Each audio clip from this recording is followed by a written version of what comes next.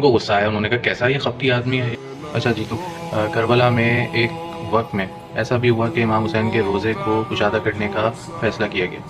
अब वहाँ पे जो भी रोज़े के अतराफ़ में करते, वहाँ पे गए इंतज़ामिया, और उन्होंने सबको बोला, सबसे रिक्वेस्ट की कि आप अपना घर खाली कर दें, हम आपको इसके बदले में दूसरा घर दे दें। तो सब मान गए, सबने घर खाली कर दिया सिवाय एक शख्स के। उस शख्स के पास वो जब भी जाते थे तो वो कहता था नहीं मैं नहीं दे रहा, और उनके मुँह पे दरवाज़ा बंद कर देता था, तो कोई जवाब नहीं देता था। अच्छा, उससे इंतज़ामिया बड़ी परेशान थी।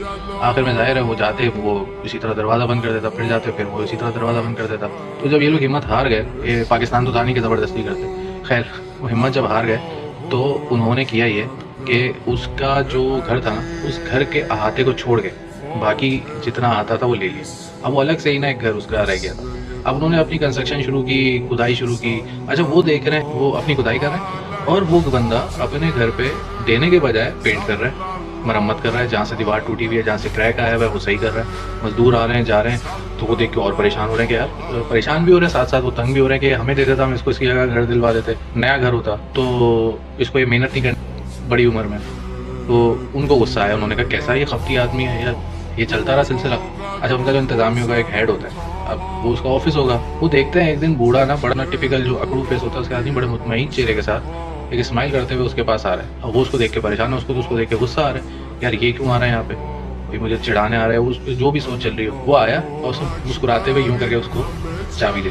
वो परेशान, उसने कहा भाई हम तुमसे मांग मांग के थक गए, 2 महीने हो गए, 2 साल हो गए, तुम चाबी नहीं दे रहे, तुम उल्टा घर बनाने लगे, और अब आज तुम अचानक से आके चाबी दे रहे हो जब हमारे सारे फैसले खुदाई हो गए।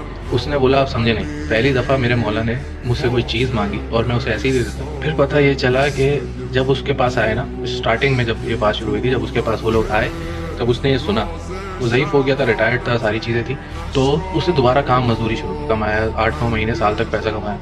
जब उसने देखा मेरे पास इतना पैसा हो गया है कि अब मैं घर को रेनोवेट कर सकता हूँ, तो उसने घर की रेनोवेशन शुरू की, साफ़ सुथरा किया प्रॉपर तरीके से। जब वो घर बन गया ना, तो उसने कहा ये लो चाबी, ये मेरे मौला की मोहब्बत, मेरी अकीदत है, मेरे मौला के लिए मैं कुछ भी नहीं कर सका, मैं हकीर सा बंदा, अपनी औकात के हिसाब से मैंने घर सजा दिया, अब आप इस घर को मिस्मार कर दो और आते मिले। तो जो सामने बंदा था वो उसको देख के रोने लग गया, उसकी आंखों में आंसू आ गए कि कितनी चाहत है, हम इसके बारे में कितना गलत सोच रहे थे और ये क्या ही चीज़ निकला।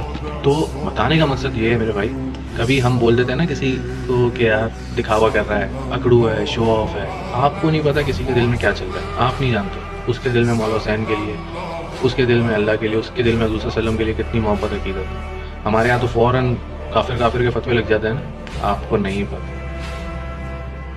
अल्लाह।